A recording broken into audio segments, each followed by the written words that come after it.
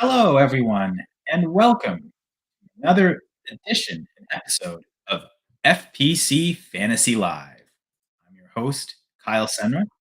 I'd like to thank everyone who's joining on the stream today, and yeah, happy fantasy football lineup setting. Hope it's going to be a great day for everyone.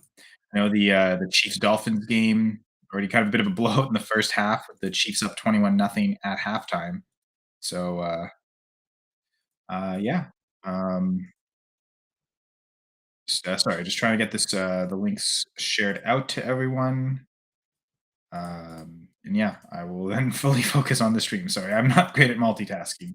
We're back to the in no particular order episodes on the Going for Two Live network. If you want to know why I'm not good at multitasking, but yes, every week I'm here every Sunday morning to talk about start sit decisions, the active and inactive report once that becomes available, maybe some later game questionables as well.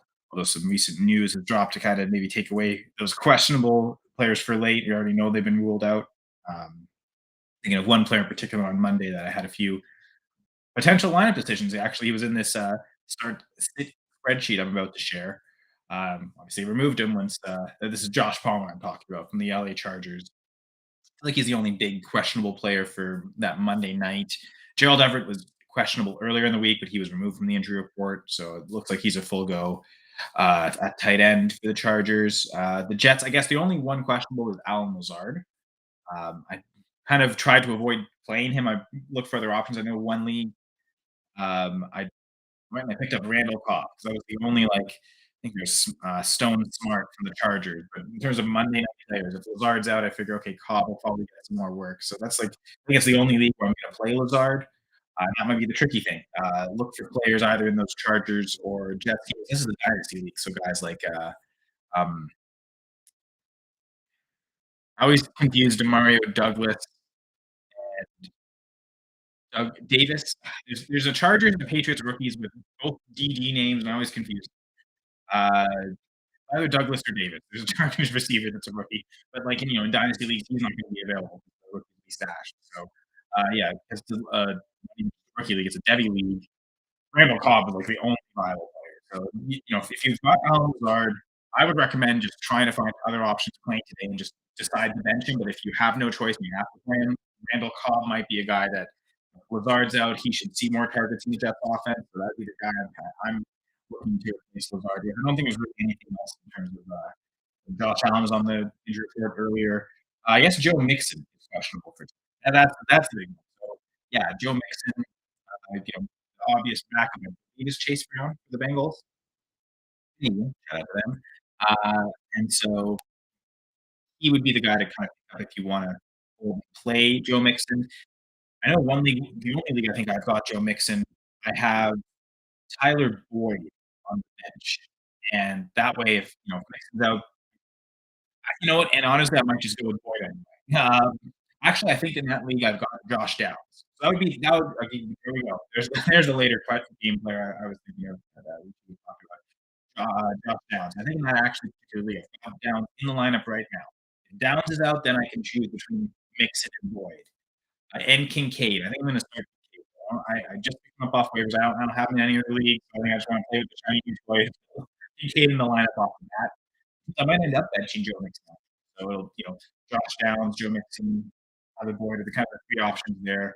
Anyone who has Josh Downs and Tyler Boyd, that would be plays later. Maybe, if you're really stuck, Khalil Shakir perhaps. Got Josh Downs, you want to hold him, and he ends up being ruled out at 4 o'clock.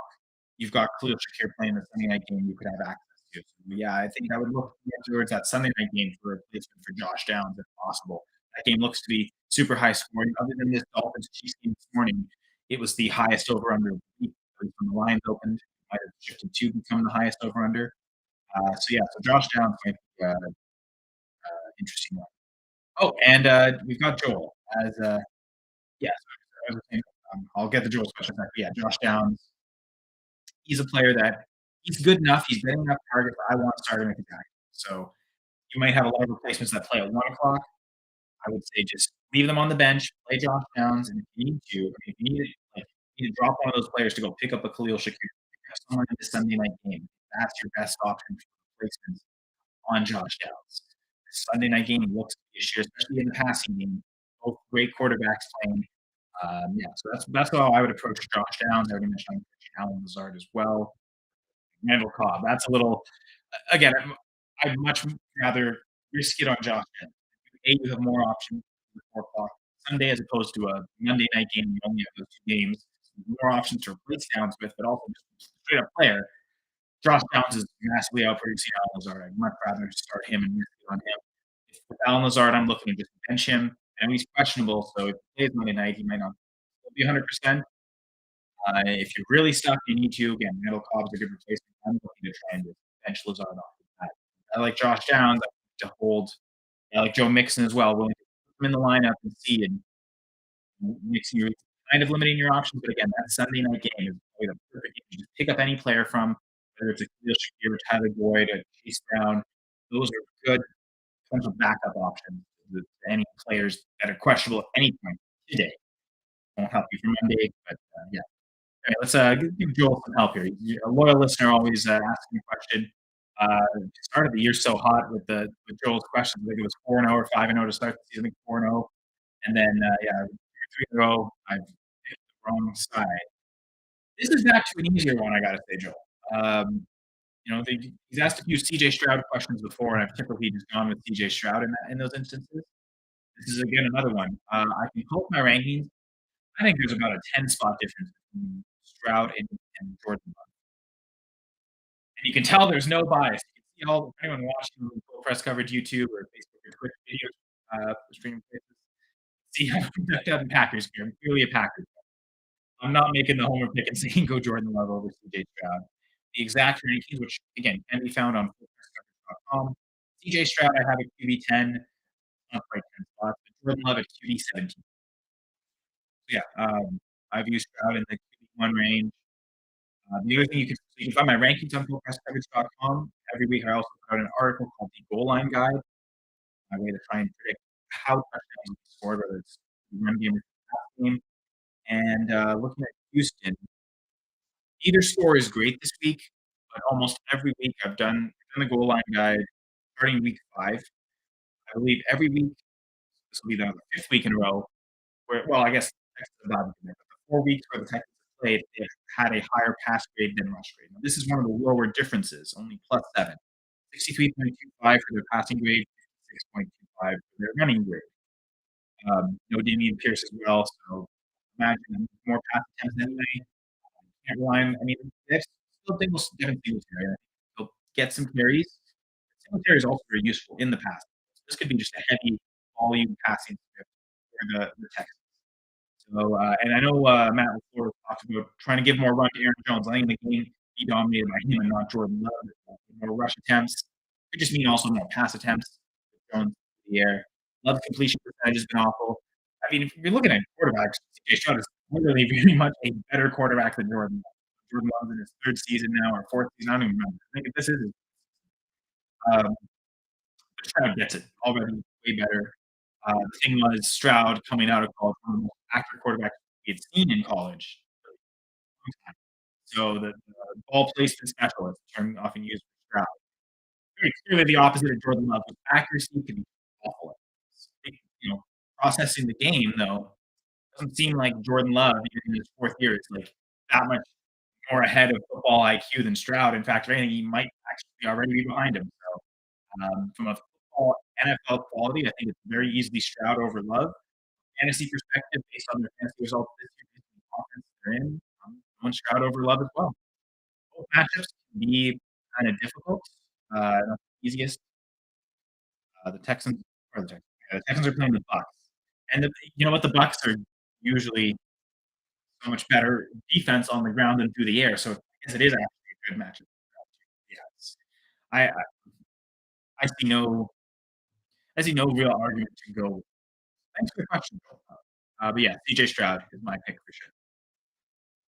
Now, how do I decide to start that decision? I mean, that one, I will, I do my rankings every week, so that factors in part of it. However, I create a start sit spreadsheet. At times, on the things I do in that spreadsheet, I will change my rankings. So I do publish my rankings usually every Tuesday. However, I'll update them through the week Saturday night will be a final update, that people can kinda go consult before Sunday, as well as Saturday. And a lot of those changes are influenced by what I'm about to show you, this start sit spreadsheet. So I'll share that,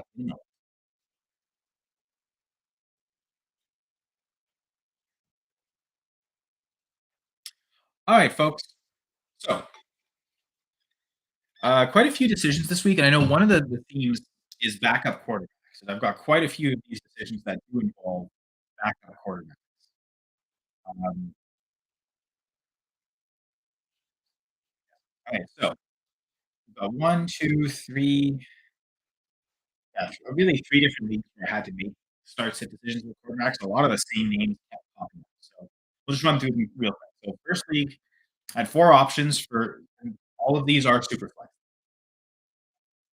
So 4 options for both my starters. So I just recently traded for Gardner Minshew, gave up a second, got Minshew in a fourth. It's a salary cap contract league, and Minshew does have another year on his contract next year. So it isn't just buying a rental QB, although using Kirk Cousins for the season and also Justin Fields for an elongated amount of time. Quarterback options were limited to Mac Jones and then a couple guys I picked up either during the auction or after the auction. Taylor Heineke, Gardner Minshew, Mac Jones, Taylor Heineke. Being kind of forced to start Mac Jones every week is like the foreseeable future. I decided to go trade for Gardner Minshew. At least it gives me a third quarterback next year. The one sort of good news about Cousins for me in this league is that he is on a one-year contract. So yeah, I threw him on IR. I saved the cap hit for the rest of this year, and then he's done. I don't have to worry about him. He's a free agent. I could try to win him back, but I don't have a large contract tied to him. So I would just have had Fields and Mac Jones next year. The ability to still go pick up a quarterback, but getting that third QB in the Minshew, I felt it would be a little bit extra move was for this year, but it's also, uh, for next year as well. That's why I was fine giving up the second. If it was just for a rental, I probably would have looked just, maybe that would have worked, but, they initially offered the same trade, with Derek Carr instead. So I get Derek Carr in a fourth, give up my second. Carr only had the 1 year on his contract, and in my weekly rankings, I've got Minshew ranked higher than Carr. I kind of have more faith in him knowing that Minshew's out for the year. I mean, Minshew's gonna start the rest of the season. I like his ability, his ceiling as a fantasy producer, a high floor every week with Derek Carr. So, I thought from a 1 year perspective, it made sense. From a next year perspective, it made sense. So, yeah, I added Gardner Minshew to this team. He is my highest ranked QB of these 4 I have anyway, going into the week and then plugging things into the spreadsheet kind of just so, um in the next league, this would have been just one spot. I already have Justin Herbert as a QB, so then it's really just deciding in that second QB2 in that super flex spot between Taylor Heineke and Aiden O'Connell. And then another league where, hey, it's another Justin Fields injury league. Um, and this time it's Tannehill as the other guy. So I've dealt with a lot of injuries to quarterbacks. And I've been running Josh Dobbs actually most weeks now that he's been traded and not starting this week. I'm not access to him, so suddenly Taylor Heineke, Tyson Bagent, and Clayton Tune were the 3 options. I traded for Russell Wilson, but he's on a bye. Yeah, so anyway, so those are the quarterbacks I'm kinda having to decide between this week. So a few of the things I look at in terms of the spreadsheet. First 4 columns are all player production. What's their average for the season? What's the worst performance they've had, the best performance, and then what is the on-site projection saying? Now, like, this doesn't really matter for the quarterback, but we put number of targets per game, so I can kinda see, especially when I'm deciding between several wide receivers, I find helpful. The defensive ranking. So the fantasy points allowed by the defense to that specific position. Talk about quarterbacks, it's those opponents they're facing, how much they've allowed to quarterbacks, running back, wide receiver to be specific to those. Then it's the team stuff. Really, in defensive ranking might count as team, but the team's implied total as well as the game's total over under by the odds makers. I grabbed the lines Monday and I actually I know the Lions do update, but I wanna know what the odds makers originally projected. What were their first projections before everyone put the money on them? What were their things? Uh, their projection models are probably the best in the world, which is why they make the money. So what were their models saying? Then the goal line grade and the goal line grade differential. Again, every team's goal line grade as well as their difference between their rush grade and their pass grade can be found in my goal line guide article every week on fullpresscoverage.com. So yeah, so I guess going through this first division, Minshew, Mac Jones, Taylor Heineke, and O'Connell. The first thing that became apparent, and I've got to start 2 players and I've got multiple to choose from, the first thing I actually do is how often are these players top 2 in these categories? That's what this first column is. So the initial look in that sense, Gardner Minshew and Taylor Heineke came out as the best. In 7 of the 10 categories, yeah, so 7 of the 10 categories, they were top 2. Only 4 of 10 for Mac Jones and 2 of 10 for Aiden. So already off the bat, I was kinda leaning Minshew, Heineke. To be honest, my rankings I initially set had it that way anyway. Minshew was the highest. Shoot, look here, QB. Yeah, Minshew, I believe I had him at QB 12 as the start. So yeah, back end QB1 anyway. So just kind of just more confirm that my ranking was correct. So Heineke, I had him ranked ahead of Mac Jones and O'Connell. So then this second column, I counted the what I do is I mark the highest in each category with green and the lowest in each category with. So then it's the difference between green and orange. And for Minshew, he had +6 because he had 6 categories where he was the highest and actually 0 where he was the lowest. Um, Heineke came second again, or well, I guess he's tied for Minshew top 2. He came second, distant second though. To say that with only one, so he had 2 categories where he was the highest, one where he was the lowest. So a lot of it was he was top 2, second to Minshew. But a lot of these Minshew did kind of was just some of the individual stuff, best average, best ceiling, best projection this week, but also some of the team stuff, implied total, over under for the game total, the highest individual goal line grade, even though it was a negative differential for the passing game. So the Colts grades are pretty high. Heineke does get the edge with it's only a +4 difference, so it's not that much of a difference. But the Falcons' passing goal line grade is 4 points higher than their. But yeah, and then yeah, negative scores for both Mac Jones and O'Connell actually is the opposite of Minshew. He's the lowest in 4 categories and the highest in absolute zero. Kinda made O'Connell seem like the obvious bench. But what it more than anything, it told me that okay, having Minshew ranked as a QB1 and the rest of these guys as QB2s made sense. Made sense to trade for him. I'm riding Minshew, and definitely he's definitely locked in the lineup. Then I went and I kind of redid these categories, but without Minshew. Minshew wasn't there. How many categories would someone be the highest relative to the lowest? They all O'Connell actually didn't go up. Without Minshew, he still doesn't have the highest in any category. Still a -4 for him.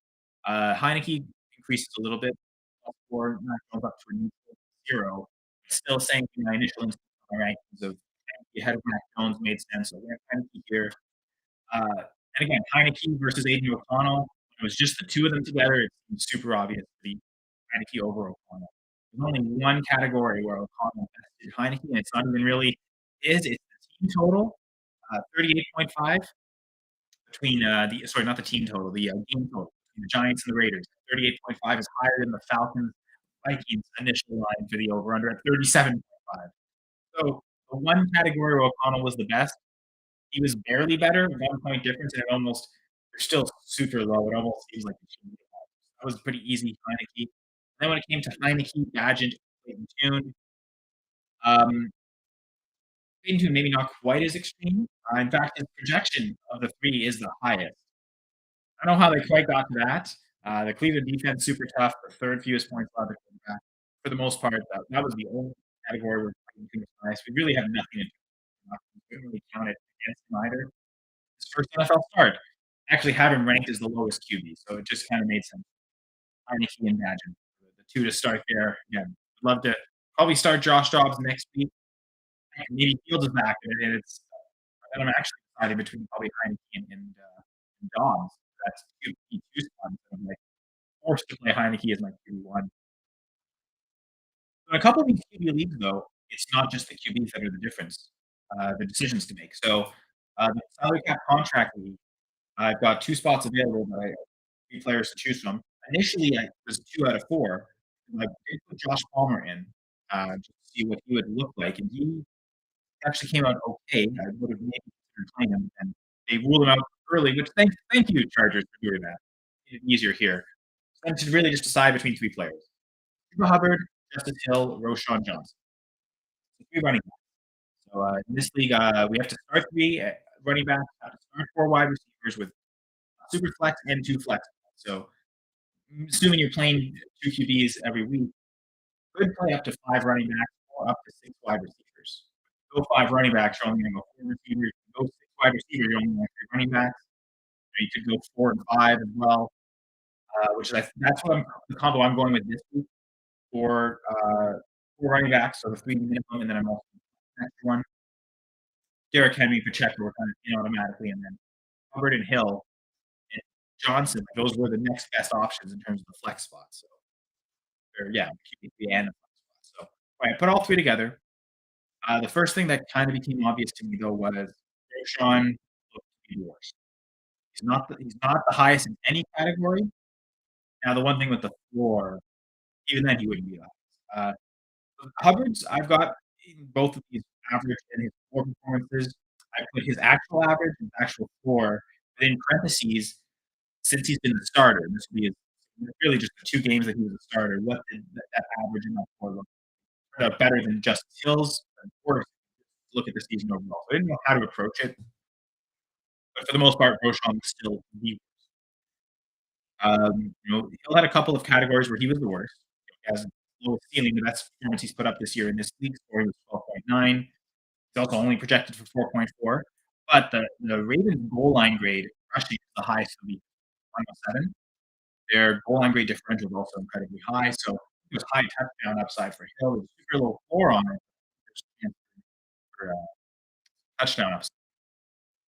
So I also say I went with Hill and Chuba Hubbard.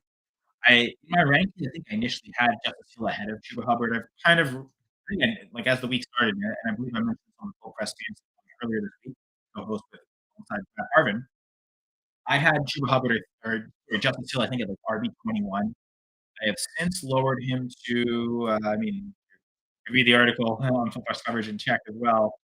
I have lowered him to 28. So I moved him down 7 spots. Which apparently still, because when you do your expert consensus rankings, when there's a player that's like 10 spots, I'll still say, "Are you sure about this?" And I'm still getting the "Are you sure?" messages, which that's people have him like barely inside the top 40.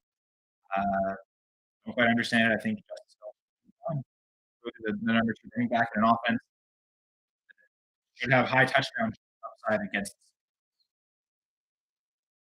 any other decision. Um, I ended up playing McKinnon in a couple spots, and this was one spot where I decided to play him. Ahead of Noah Brown, Jackson Smith-Njigba, and again, Roschon Johnson. There's a couple leagues where I was considering Roschon, I just decided to bench him. And there's one league where I wasn't considering him, I didn't really have a choice but to play him, so I'll start him there. But the leagues where I kind of considered it and made decisions, Roschon looks kind of pretty negative in this spreadsheet. Guess I can go back to the bottom here. So, that league with Heineke, Badgett, and Clayton Tune, I could also decide, 2 flex spots. And my starting tight end. That's interesting.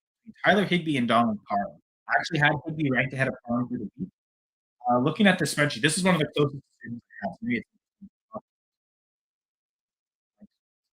but, yeah, so Higbee better average than Parham. He's also got a better floor because there was a week where Parham got just 1 target, didn't catch it, so his floor is actually 0. However, Parham's got the better individual performance. He had a game of 17.3 points. Higbee's best game, he hasn't even hit 16. So he's projected for more than Parham, even with Brett Rypien starting, almost doubling him up. I'm a little curious at that. More targets per game, basically twice as many targets per game as Parham. So already off the bat, we're talking individual player. There's 4 reasons why to choose Higbee. However, if you look at the game total stuff, all you it's basically just dominated by the Chargers as opposed to Rams. The defensive ranking is close, but the Jets have allowed the 22 fewest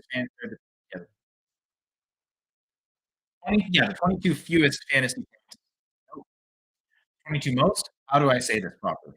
1 is bad, high number is good. So the 32nd fewest. Oh, no, most. I don't know. Yeah, 32nd fewest. Yeah, the 22 fewest fantasy points to running back, tight end, sorry, and then the the Packers allowed the 15th fewest fantasy points tight end. So a little bit more for the Jets allowing a tight end than Packers.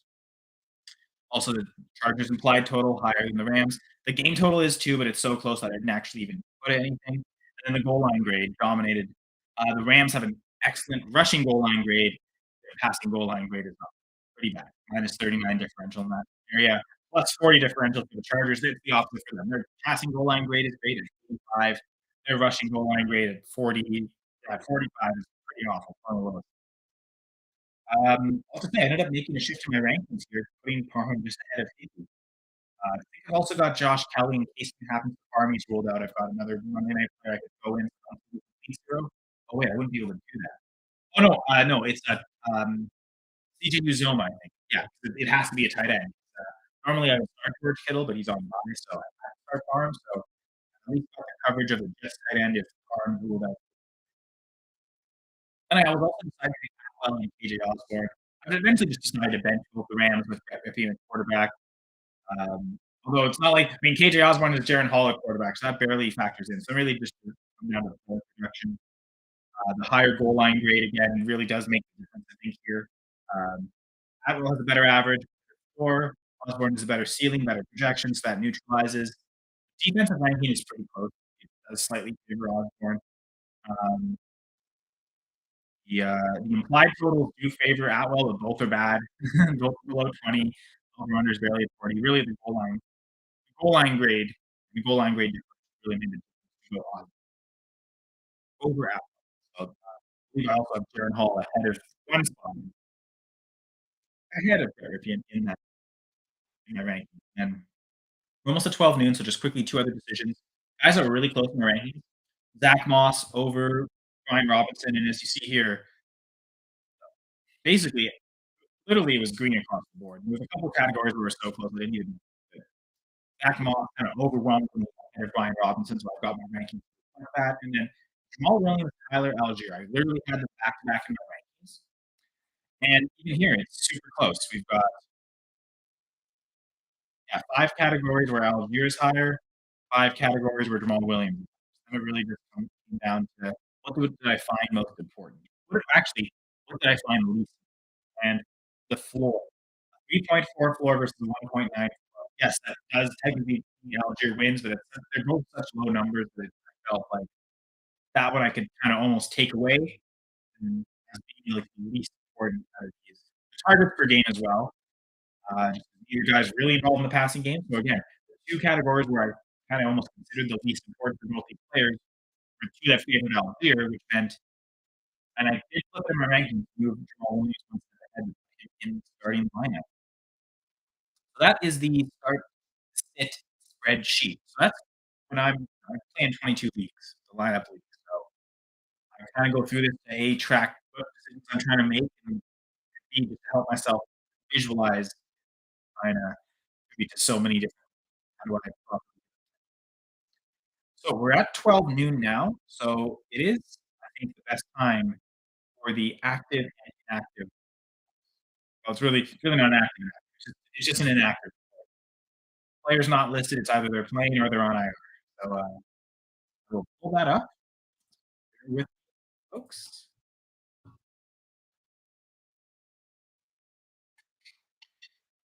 Yeah.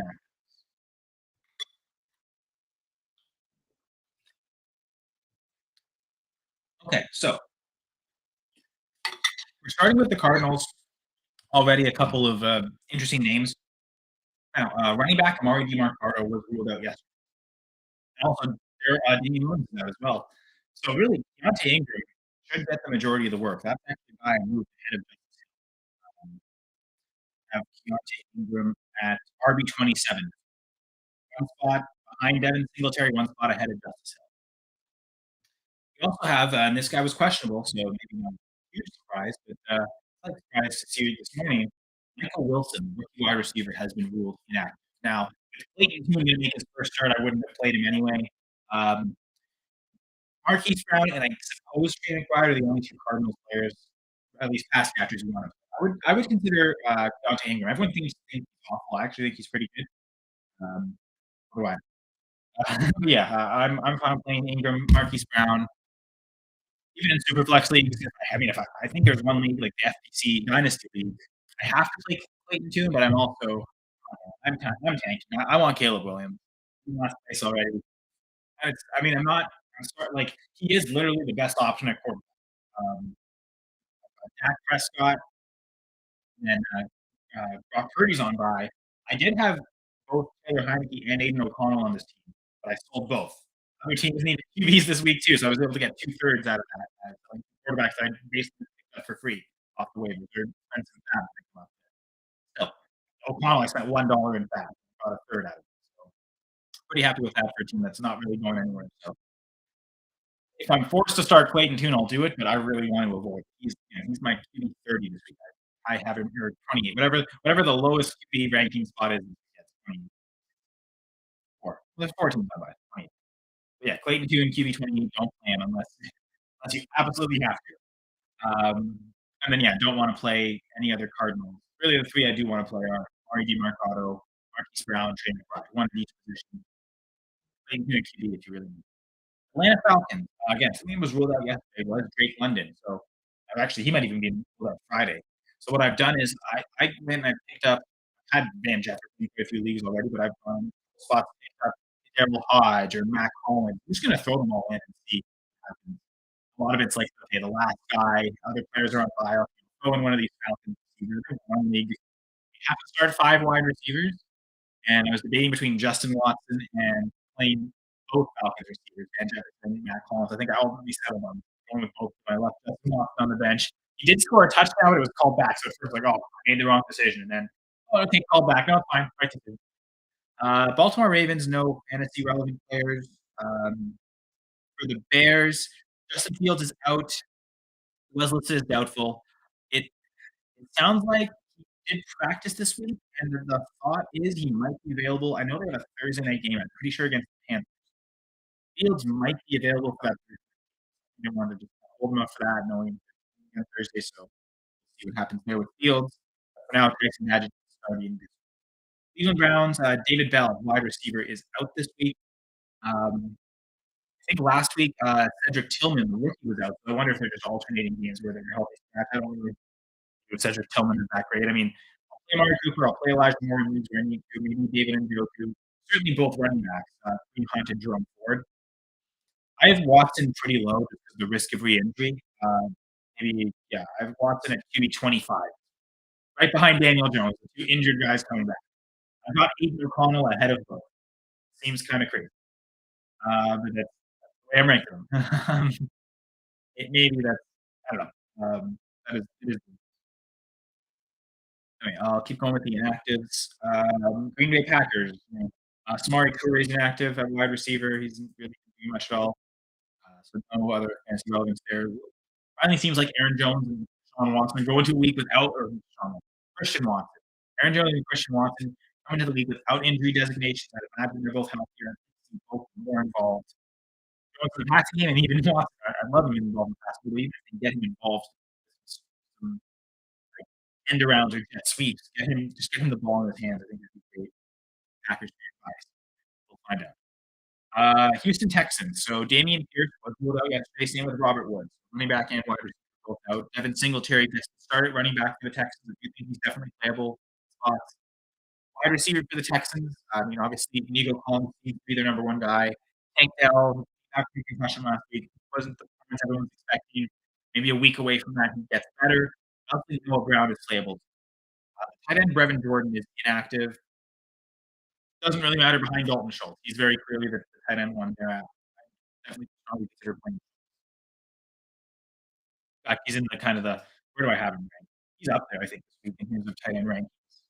Guys on bye week. Yeah, Dalton Schultz, I have him at tight end 4. So that's I think tight end 4 is a must start. Like, the teams are not gonna be able to have him on the bench and put a better viable tight end. Unless you've got Hawkins and Andrews or Kelsey, the only 3 I got ahead of them. Dalton Schultz, I think is a must start. Los Angeles Rams. So Myles Gaskin is out, and Matthew Stafford's also been ruled out. So Brett Rypien gets the start. Gaskin out and it not being Zach Evans ruled out. I do wonder if Zach Evans will get some play today. I would still imagine, though, it's mostly going to be Darrell Henderson and Boris Freeman as the main back with if Zach Evans is active, he might not get excited to play Zach Evans, although and with Brett Ripien in, it's tough to get like I'd probably want to play Henderson. I think I've got him in one league actually. I don't know about Royce Freeman. I've got him right running back is just behind Justice Hill. So yeah, Royce Freeman or yeah, 29.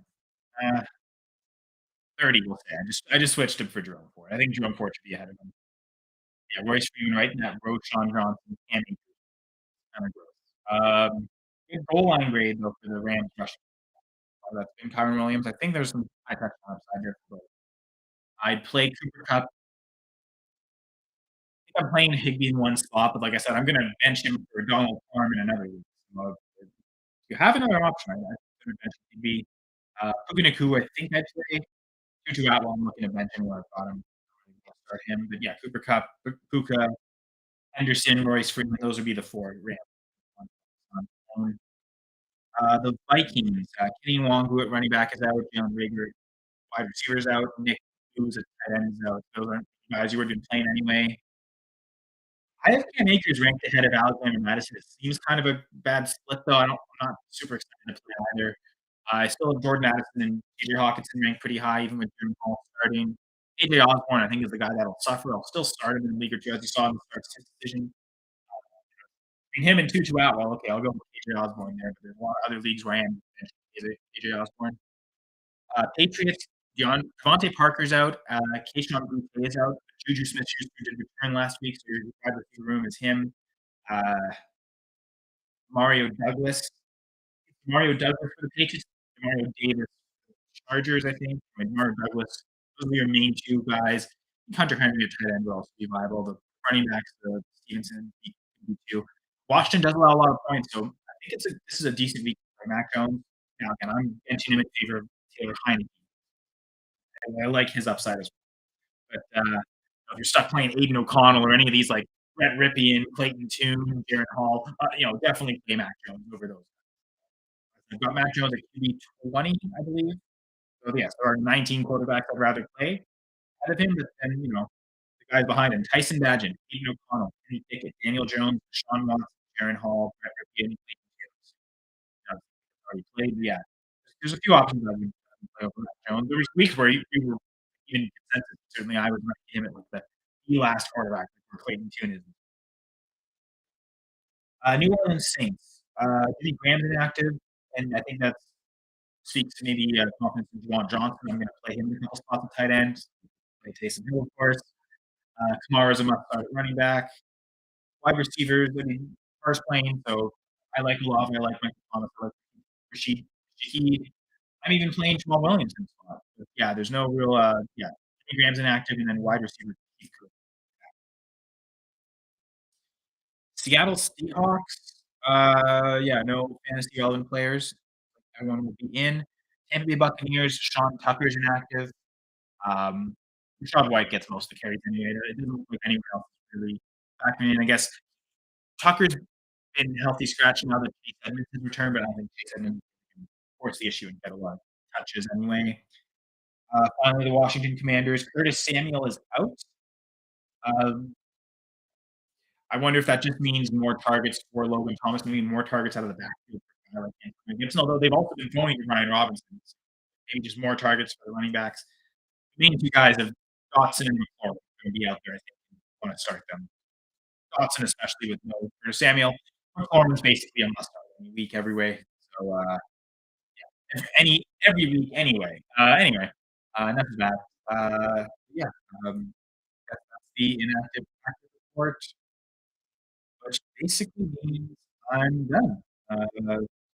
Yeah, we got another 4 minutes before 12:15. But yeah, super excited to help out people with decisions. Again, this week it seemed like it was all about the quarterback.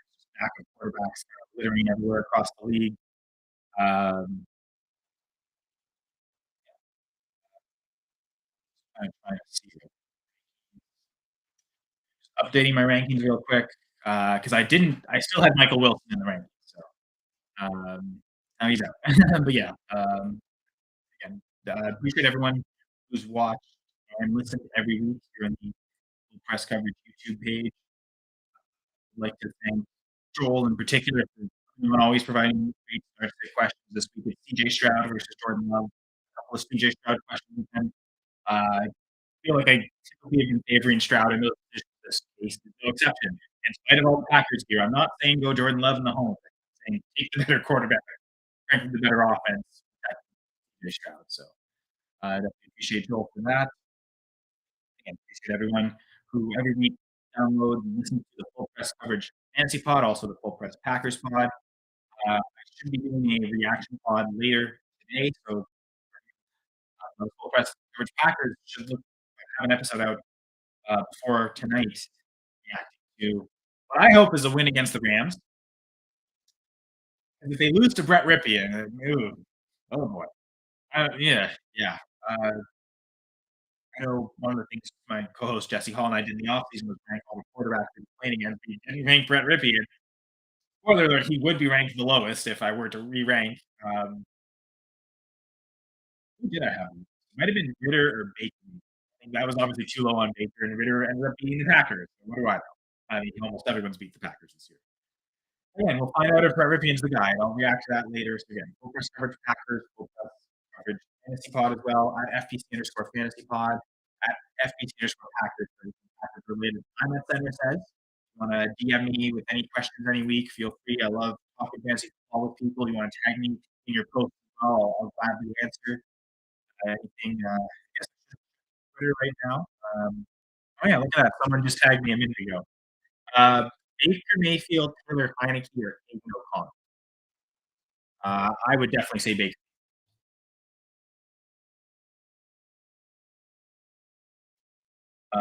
Yeah, it's definitely it's definitely not Aiden O'Connell. I know Gladys, who was my co-host on the two live shows on Monday night live stream before the game.